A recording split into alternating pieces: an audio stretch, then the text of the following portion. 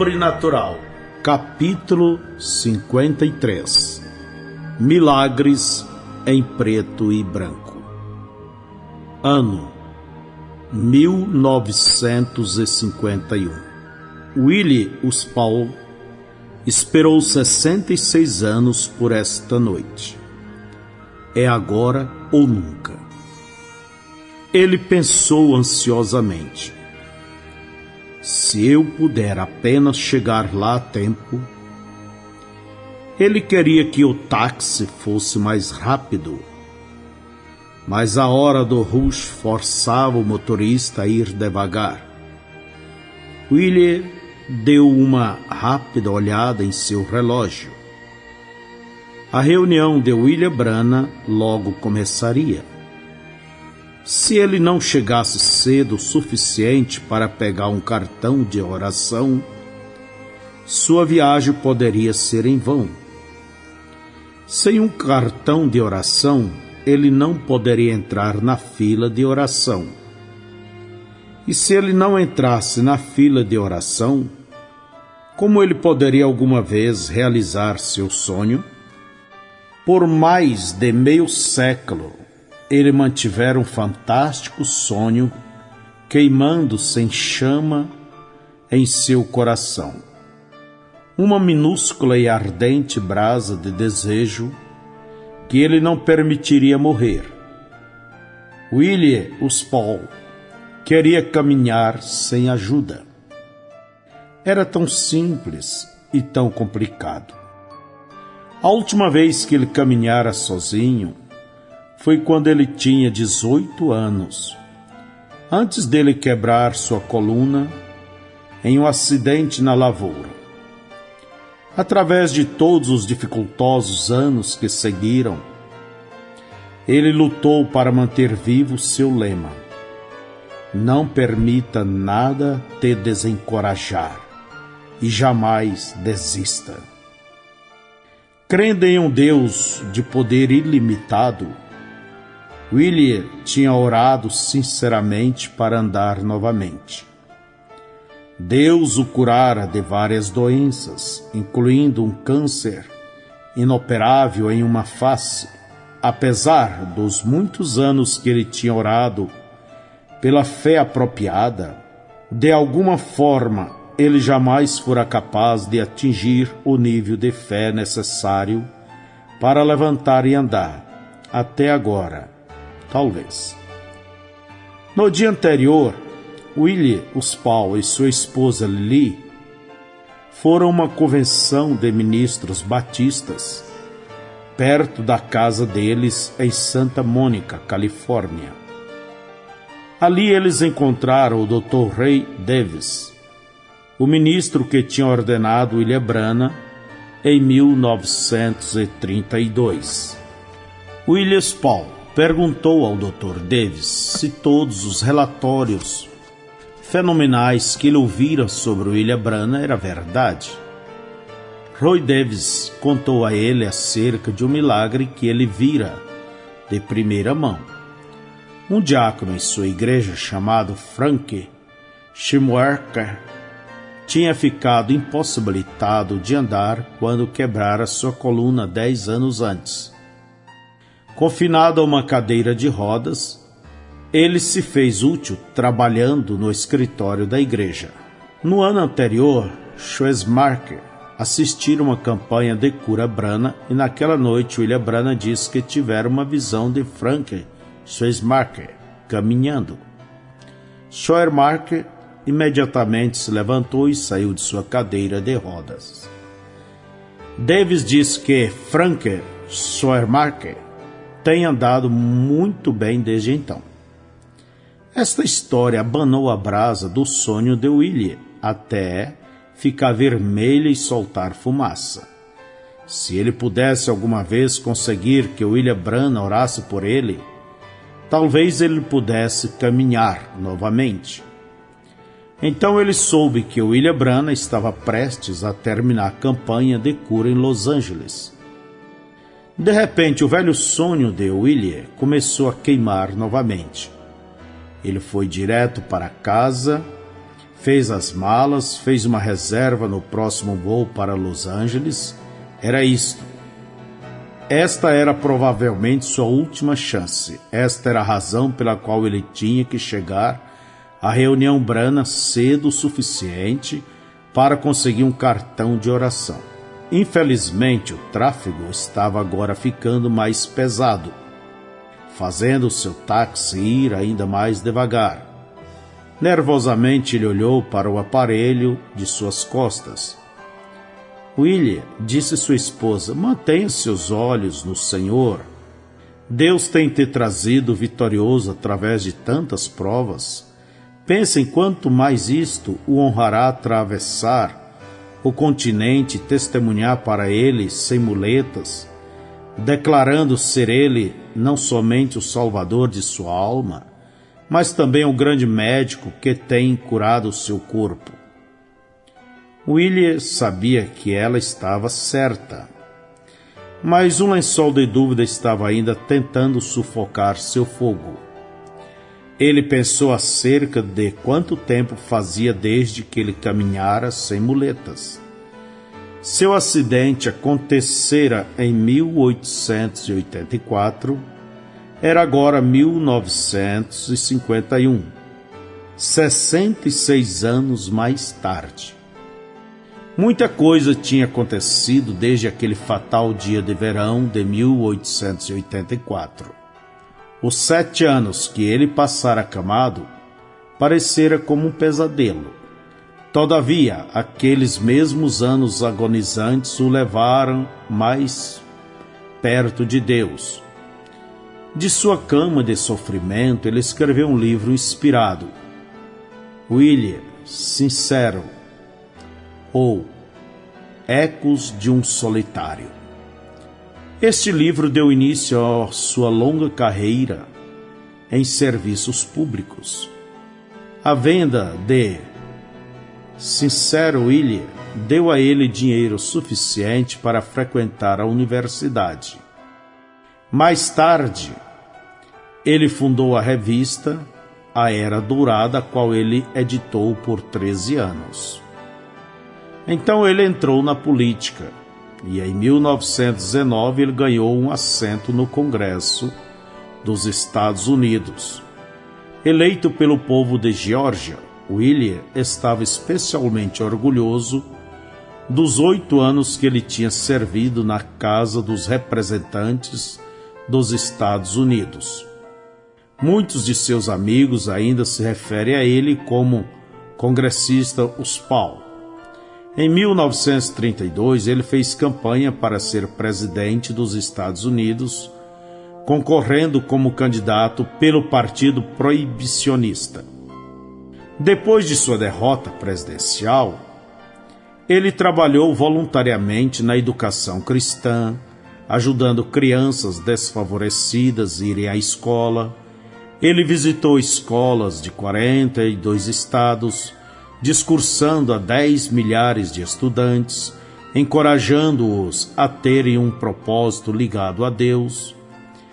E em 1938, na idade de 72 anos, ele foi ordenado como um ministro batista e mais tarde serviu 2 termos como vice-presidente da Convenção Batista Sulista.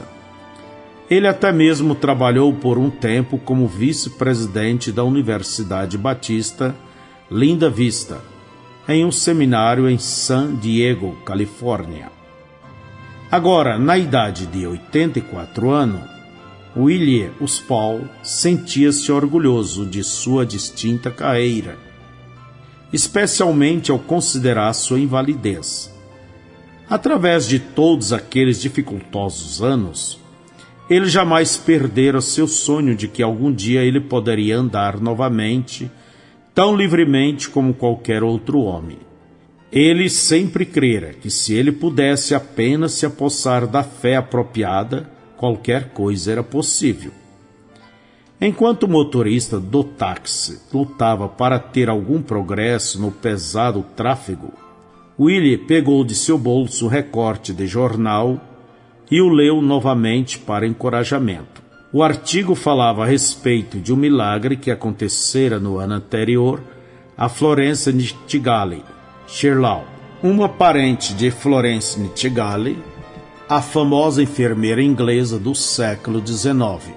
Florence Shirlaw morava na África do Sul. Embora ela estivera somente em seus 30 anos, sua vida estava sendo estrangulada por um câncer maligno que tinha crescido sobre o duodeno, impedindo-a de ingerir alimento.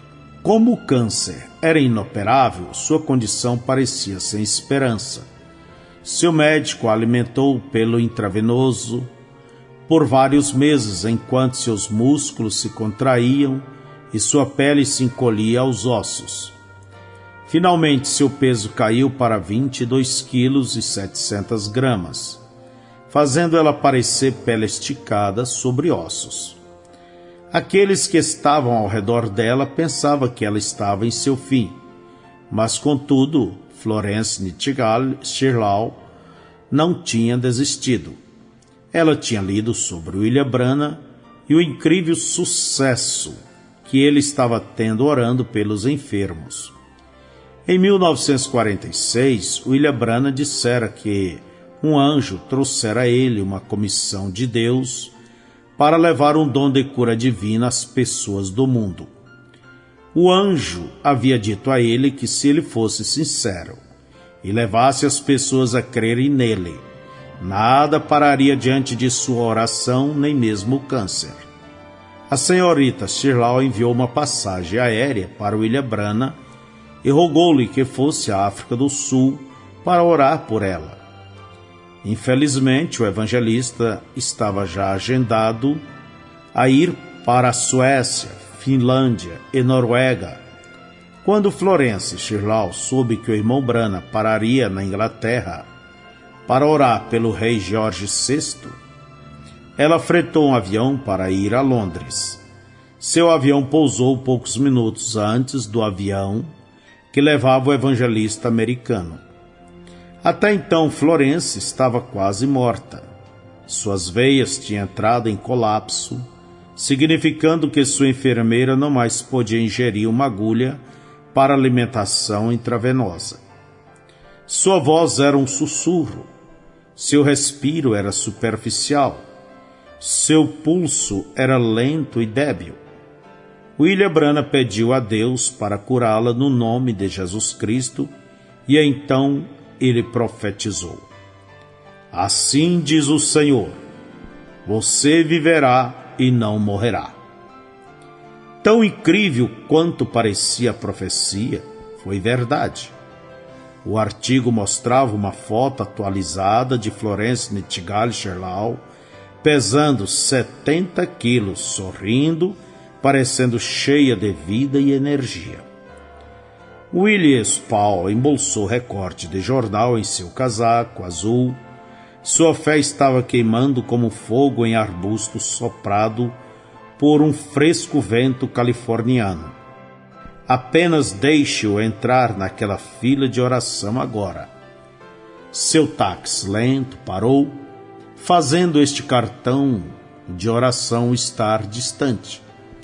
William murmurou para si mesmo: "Não permita nada te desencorajar e não desista."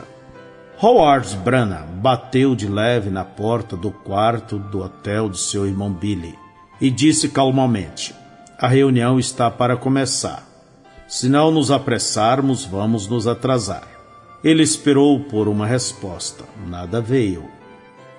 Howard levantou sua mão para uma batida mais forte, mas decidiu não fazê-lo. Este era o 4º dia deles em Los Angeles, e ele podia dizer que seu irmão estava sentindo a tensão de orar pelos enfermos. Apesar disto, Howard jamais vira seu irmão cair no sono antes de uma reunião. O mais provavelmente é que ele estava em profunda oração. Howard desceu as escadas ao restaurante, pediu um milkshake maltado e o tomou vagarosamente através de um canudinho. Terminando de tomá-lo, ele subiu as escadas para bater na porta novamente. Desta vez, a porta estava entreaberta. William Branham não conversou com seu irmão enquanto seguia ao templo Calvário. Seus pensamentos estavam centrados no Espírito Santo. Em seu quarto, o anjo do Senhor o tinha visitado. Até mesmo quando Bill não podia ver o anjo, ele podia sempre dizer quando o anjo se aproximava. Uma pressão tocava sua pele como uma brisa carregada de eletricidade. Na presença deste ser sobrenatural, Bill ficava entorpecido com reverência e temor. Embora o anjo se encontrara com ele centenas de vezes, Bill sempre se sentia apreensivo com sua chegada. Entretanto, este temor diminuía quando o anjo falava. Frequentemente, visões seguiam. Bill não tinha controle sobre aquelas visões. Em tais momentos, ele não podia nem mesmo controlar sua própria voz. É por isto que ele não disse nada a seu irmão Howard no caminho para a igreja. Ele não queria perturbar a unção do Espírito Santo que estava sobre ele, porque ele sabia que seu dom iria automaticamente operar sob aquela unção, puxando sua energia, e ele precisava guardar sua força para a reunião da noite. Uma vez chegando ao Templo Calvário mais tarde do que agendado, Bill não ficou surpreso em encontrar seu administrador, Buster, atrás do púlpito pregando. Quando viu Bill, Buster imediatamente encerrou sua pregação e guiou o povo cantando a canção tema das campanhas Branham. Somente crer, somente crer. Tudo é possível, somente crer. Depois de saudar a audiência, Bill pediu se aqueles que estavam no fundo podiam ouvi-lo. Poucas mãos se levantaram para satisfazê-lo. Então ele pediu ao homem que estava direcionando o som ao púlpito para aumentar o volume. Este era um ajuste comum, causado pela diferença em tamanho entre Bill e seu administrador. Embora os dois tinham quase a mesma idade, eles eram opostos em aparência e maneira. Buster era um grande homem com mais de 1,80 m, com uma grande cavidade na costela, que fazia seus sermões serem barítonos. O cabelo de Buster crescia fino e era grosso em cima de uma cabeça quadrada e usava óculos. Em contraste, William Branham tinha somente 1,70 m de altura e pesava cerca de 70 quilos. Aos 42, o cabelo de Bill tinha se afinado em cima e retrocedido às têmporas, acentuando uma testa alta e inclinada. Ele tinha olhos fundos e dava a impressão de intensa concentração, como uma águia em uma alta rocha olhando o vale abaixo, não permitindo movimento algum escapar sem ser notado. Do começo do seu ministério nacional, em junho de 1946, a esta reunião em fevereiro de 1951 em Los Angeles, William Branham tinha enfocado a maior parte de sua energia orando pelos enfermos. Se ele pregasse antes de chamar uma fila de oração, pregaria um sermão curto, sermão sobre as bases bíblicas para a cura divina. Até mesmo se ele não pregasse, ele tomava sempre alguns minutos para explicar seu ministério em comum. Ele dizia algo como: queridos amigos cristãos, antes que comecemos a fila de oração, eu quero que todos entendam claramente que eu não clamo ser um curador divino. A única coisa que eu posso fazer por você é orar por você. Nenhum homem pode curar, somente Deus é o curador. Eu sou apenas um homem, seu irmão, com um ministério vindicado por um ser sobrenatural, o anjo do Senhor que tem vindo de Deus para ministrar estas bênçãos a vocês. O fio elétrico vai para a luz e diz: Olhe, quão grande fio eu sou? Não, o fio não tem nada a ver com o fazer da luz. É a corrente no fio que faz a luz. Eu sou como este fio elétrico. Eu não tenho luz própria, até que isto seja ligado em algum lugar. Vê você que dou louvor a Jesus Cristo? Não é para mim, é para Ele. Algumas pessoas pensam que anjos não estão no Novo Testamento e que o Espírito Santo somente guiava a igreja primitiva.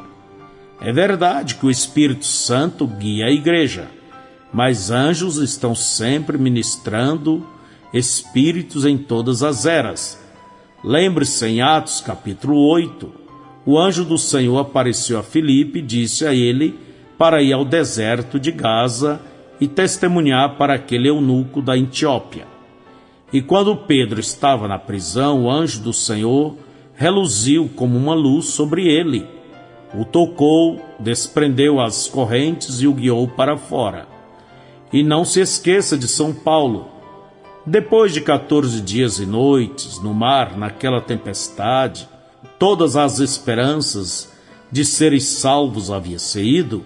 Paulo disse: Senhores, tenhais bom ânimo, porque não se perderá a vida de nenhum de vós, porque esta mesma noite o anjo de Deus, de quem eu sou e a quem sirvo, esteve comigo, porque creio em Deus que há de acontecer assim como a mim me foi dito. João, o revelador, escreveu no último capítulo da Bíblia: Eu, Jesus, enviei o meu anjo para vos testificar estas coisas nas igrejas. Vê, o livro de Apocalipse foi mostrado a João pelo anjo do Senhor, e João caiu prostrado para adorar aquele anjo, e o anjo o impediu, dizendo: Não vês tu que eu sou conservo teu e de teus irmãos os profetas? O espírito profético que tem estado nos profetas através das eras estava ali profetizando através de João, mostrando a ele o futuro por um anjo. E este mesmo Espírito está aqui neste edifício esta noite. Ele é o mesmo ontem, hoje e eternamente. Não tente imaginar isto, apenas aceite isto. Nesta noite, em fevereiro de 1951, enquanto Billy estava explicando o seu ministério para sua audiência em Los Angeles, ele sentiu o anjo do Senhor sair de seu lado e se mover sobre a audiência. Isto por si mesmo não era incomum em suas reuniões, exceto pelo que o anjo normalmente não fazia isto até que a fila de oração começasse e a fé estivesse normalmente mais elevada. Talvez havia alguém aqui que já tinha tremenda fé. Billy estudou a multidão enquanto falava. Então ele viu isto: uma coluna de fogo queimando tão forte quanto um flash de uma câmera. Ela pairava sobre um homem magro que estava sentado nos fundos, próximo a um corredor. Billy observou aquela luz sobrenatural até que se tornou uma visão. Embora seus olhos permaneceram bem abertos, ele não podia mais ver a multidão e o santuário do templo Calvário. Ao invés disto, ele viu um rapaz puxando uma carroça para um palheiro em um dia de verão. O rapaz subiu no topo do palheiro e começou a lançar a palha da carroça. Uma parte da mente de Billy estava vagamente a par que ele ainda estava no templo Calvário em Los Angeles, falando a milhares de pessoas. Mas a parte ativa de sua mente estava ali naquele palheiro, observando um drama se desenrolar. Era como se estivesse em dois lugares ao mesmo tempo. Enquanto observava, ele continuou a falar no microfone. Eu vejo um rapaz em cima de um palheiro. Ele está vestido estranhamente. Ele caiu do palheiro e atingiu suas costas na carroça. Eu vejo um homem pegá-lo e levá-lo ao médico. O médico tem um bigode grisalho e está usando óculos que vem até a ponta de seu nariz. Eu vejo o médico examinando o rapaz, mas inutilmente. Nada pode ser feito. O médico envia para casa, para a cama. O rapaz fica tão mal que ele mal pode suportar a vibração causada pelo caminhar de alguém no quarto.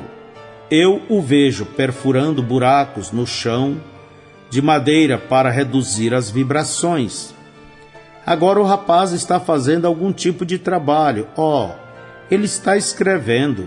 Agora ele se torna um grande homem. Eu posso vê-los empurrando-o por toda parte em uma cadeira de rodas. E ele pode até mesmo caminhar, se usar muletas e um aparelho nas costas. Eu vejo sentado em um banco e as pessoas estão aplaudindo seus discursos. E amigos, eu não sei porquê, mas eu vejo a Casa Branca em Washington. Agora, isto terminou. Aquela rápida sucessão de cenas se desvanecera e Billy estava novamente olhando para as pessoas no templo Calvário. Ele não mais podia ver a luz do anjo nos fundos do santuário. Então ele estudou as faces daqueles que estavam assentados próximo de onde aquela luz tinha estado. Ali está ele, disse Billy apontando. É o ancião, sentado ali atrás com um par de muletas, com as mesmas no corredor próximas de seu assento. Enquanto todos viravam para olhar, Billy perguntou a Howard quantos cartões de oração tinham sido dados? Tipicamente, Howard dava 100 novos cartões a cada noite da campanha. Cada cartão tinha uma letra e um número impresso. Billy escolhia um número aleatoriamente, como 85. Então ele pedia para aqueles que tinham número 85 ao 100 para se ajuntarem para a fila de oração. Já que uma letra diferente do alfabeto era usado a cada noite, cada número 85 valia somente para um culto. Isto mantinha o processo de seleção justo. Todos que queriam oração tinham a mesma chance de entrar na fila de oração a cada noite. Enquanto Howard alinhava as pessoas no corredor ao lado, Buster veio a Billy e disse: Irmão Branham, você conhece o homem que você viu na visão? Não, senhor, eu não o conheço. É William Spall, um ex-congressista dos Estados Unidos. Ele quer falar com você. Então, eu usei uma extensão para o microfone ali. Um oficial plugou a extensão do microfone no sistema de som. A voz do Sr. Spall veio através das caixas amplificadoras. Meu filho, como você sabia que eu caí e me machuquei quando eu era um rapaz? Senhor, Bill respondeu, eu jamais ouvi falar de você antes. A única coisa que eu posso dizer é o que eu vi na visão. Bem, isto é exatamente o que aconteceu. Meu nome é William Spall e por 8 anos eu fui um congressista da Geórgia.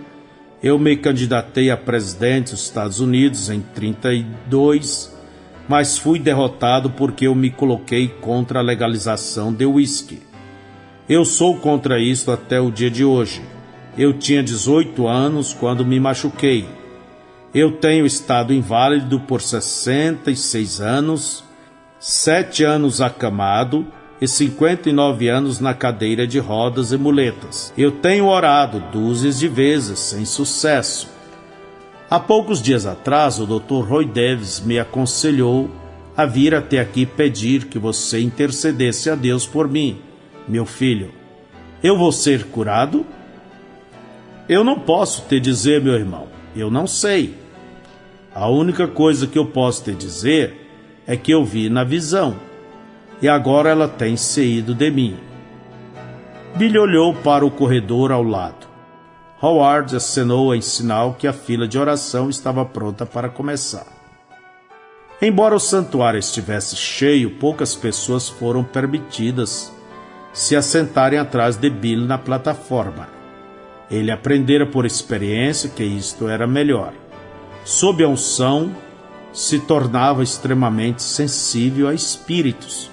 Se a plataforma estivesse cheia de pessoas, ele podia sentir cada cético entre eles, e suas dúvidas faziam as coisas mais difíceis para ele para manter o foco de sua atenção nas necessidades da fila de oração. Isto não foi simplesmente sua ideia, ele tinha precedentes escriturais. Antes que Jesus ressuscitasse a filha de Jairo dos mortos, ele fez com que cada duvidador saísse dali. Pedro fez o mesmo antes de orar por Dorcas. Mas havia uma outra razão pela qual Billy não queria céticos atrás dele. Sempre que uma pessoa com epilepsia se aproximava do anjo do Senhor, o demônio de epilepsia lançava um acesso de raiva. Se houvesse céticos por perto, suas incredulidades alimentaria aquele demônio, fazendo isto ser mais difícil para Billy controlar. Às vezes, Billy permitia ministros assentarem atrás dele na plataforma se ele tivesse certeza que eles criam em seu dom. Ele podia sentir a fé deles e isto o ajudava. Quando a primeira pessoa na fila de oração vinha até ele, Billy falava com ela ou ele por algum tempo a fim de contatar o espírito da pessoa. Assim como Jesus fez quando falava com a mulher samaritana no poço de Jacó. Se a pessoa fosse uma cristã, Billy podia sentir um caloroso espírito de boas-vindas. Frequentemente, ele via um brilho de luz ao redor da cabeça de um cristão. Não levava muito tempo de conversação antes que Billy sentisse a unção cair sobre ele. Assim era quando uma visão normalmente aparecia. Ele podia ver o paciente se elevar no ar e encolher, como se a pessoa estivesse se distanciando dele a uma velocidade supersônica. Uma cena então se formava em miniatura, frequentemente mostrando algo ou revelando algo do passado da vida da pessoa, e sempre mostrava algo específico sobre o problema da pessoa. Aquelas visões eram similares a sonhos, exceto por Bill estar bem acordado, e as cenas que ele assistia eram claras e distintas. Ele podia ver o endereço da pessoa ao lado de uma casa, ou nome sobre uma caixa de correio. Muitas vezes ele sabia o que havia de errado com o paciente, ouvindo o doutor fazendo o diagnóstico. Enquanto ele observava cada visão, ele dizia à audiência o que ele estava vendo, mas aquelas palavras não saíam por vontade própria. Quando a visão o deixava, ele podia reter uma fraca lembrança do que ele tinha visto e pouquíssimo do que tinha dito, mas aqueles da fila sempre confirmavam que o que ele dizia a eles sob a unção era verdade. Se Bill visse uma luz brilhar e girar sobre a cabeça do paciente, ele sabia que o milagre tinha acontecido. Em outras vezes, Bill podia ver as pessoas curadas da visão. Isso jamais falhou, sem ser a verdade. Havia uma distinta diferença entre a unção de pregar e a unção de ter visões. A primeira dava força a Bill, a segunda o esgotava. Bill não era um homem fraco. Quando caçava, o que fazia com frequência, ele caminhava 56 quilômetros por dia em uma região quebrada, onde se levantava no dia seguinte e fazia o mesmo. Mas ter uma visão o esgotava mais do que ele estivesse marretando por uma hora. Durante aquelas filas de oração, as visões vinham uma bem após a outra. Quando cada visão encerrava, a unção o deixava temporariamente, pairando sobre ele como uma pomba, esperando pela aproximação do próximo paciente. Se não fizesse assim, em pouco tempo Billy entraria em colapso. Seu corpo não suportaria a tensão. Embora assim fosse, ele podia aguentar 20 minutos ou talvez 30, antes da exaustão o entorpecer.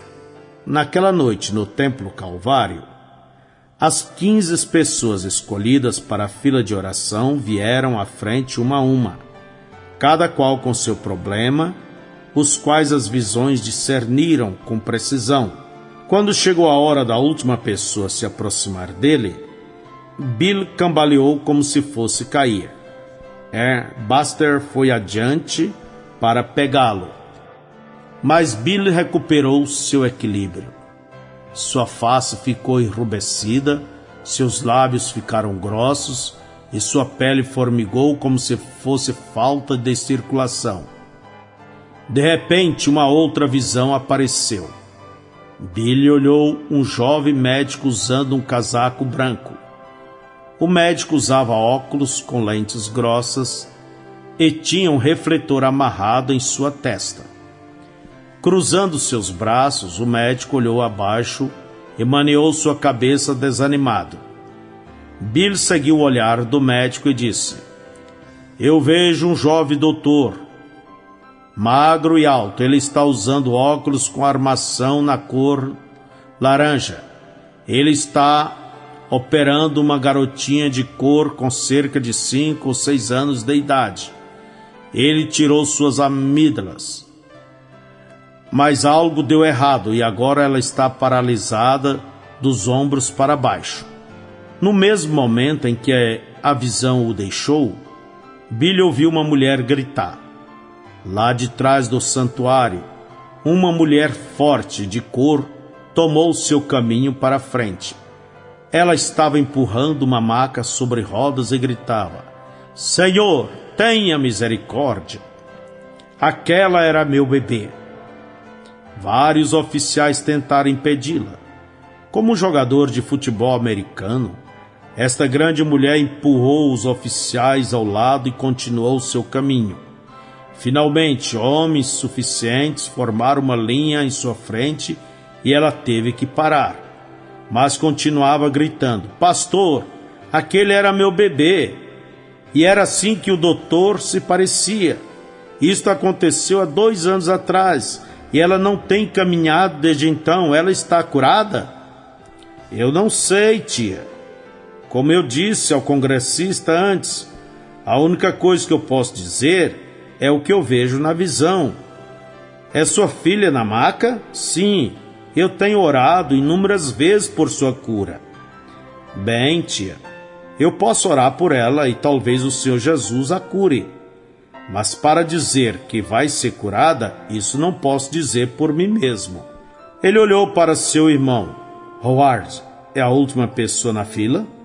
Howard maneou sua cabeça, confirmando que era o último paciente a ir à frente.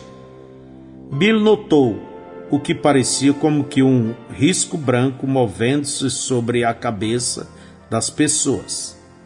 Enquanto ele observava, o risco se expandiu à rua de uma cidade. Então ele viu uma menininha pulando na rua, embalando uma boneca em seus braços.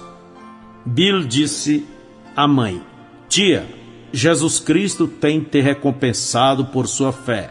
Sua filhinha está curada." Tremendo de emoção, a mãe se inclinou sobre a maca e beijou sua filha. Então ela olhou acima e perguntou: "Pastor, quando ela ficará bem?" "Ela está bem agora mesmo, tia." Enquanto a mãe estava olhando para o evangelista, sua filha tinha quietamente se deslizado da maca. Assim que a menina teve certeza de que suas pernas a sustentaria, ela gritou. Girando para olhar, sua mãe gritou também, e então caiu para trás nos braços dos oficiais. 1 minuto mais tarde, mãe e filha marcharam de mãos dadas pelo corredor louvando a Deus. A multidão entusiasticamente acrescentava sua aprovação. Billy observava ambas até que mãe e filha tinham saído pela porta. Ver o que o Senhor Jesus pode fazer. Ele disse. Suas palavras foram pronunciadas inarticuladamente, porque ele se sentia muito fraco. Ele estava prestes a se virar para falar com a última mulher na fila de oração, quando ele novamente captou o movimento de canto de olho. Olhando com atenção, Bill viu o ex-congressista pulando na mesma rua sobre a audiência. O congressista Spaul estava vestido com um terno marrom chocolate, com certo padrão de listas, e estava usando um chapéu sulino, Stetson. Ele sorria cordialmente e inclinava-se o chapéu para as pessoas enquanto caminhava. Billy olhou para onde estava sentado o Sr. Spaul, próximo ao corredor central. Aqui na igreja, este estadista ancião estava usando um terno azul e uma gravata vermelha. Congressista, você tem um terno marrom escuro com listas finas e brancas? O ancião cavalheiro ainda segurava o microfone. Sim, meu filho, eu comprei um antes de ontem. Agora Bill sabia o que ia acontecer. Meu irmão, você tem sido um homem reverente, tem honrado a Deus todos estes anos. Deus está te recompensando agora, fazendo de seus últimos dias felizes. Você pode caminhar agora, congressista. O Senhor Jesus Cristo tem te curado. O Sr. Spaul não sabia o que fazer. Ele disse: Deus seja louvado, meu filho. Deus seja louvado. Meu filho, se Jesus Cristo me permitir caminhar sem estas muletas, eu usarei o resto de meus dias para a sua glória. Congressista, Bill cambaleou. Ele sentiu sua força diminuindo-se rapidamente. Baxter e Leroy Copp o seguraram e começaram a levá-lo embora. Bill sussurrou: Congressista, no nome de Jesus Cristo, levante-se e caminhe. Deus tem te curado, isto é, assim diz o Senhor. O pastor Leroy Copp voltou ao microfone e disse: O irmão Branham diz que o congressista está curado. William Spaul sentiu seu coração saltar. Ele disse a si mesmo: o irmão Branham conhece a mente de Deus. Então eu devo dar um passo pela fé e aceitar Jesus Cristo como meu curador. Ele sentiu algo frio descer através de seu corpo, dando pontapés nas muletas. Ele se colocou em pé e deu um passo ao corredor. Os nervos em suas pernas, inertes por muito tempo, de repente formigaram com vida. O sangue enchia seus músculos paralisados. Milagrosamente suas pernas o sustentavam. Ele deu um outro passo, e então outro passo. Ele estava conseguindo. Ele estava caminhando sem ajuda. Enquanto a audiência adorava a Deus exuberantemente, William Spaul desceu pelo corredor até a frente e cumprimentou um atordoado Leroy Copp. Então, ficando onde todos podiam vê-lo, William Spaul estendeu sua mão até tocar o dedo do pé.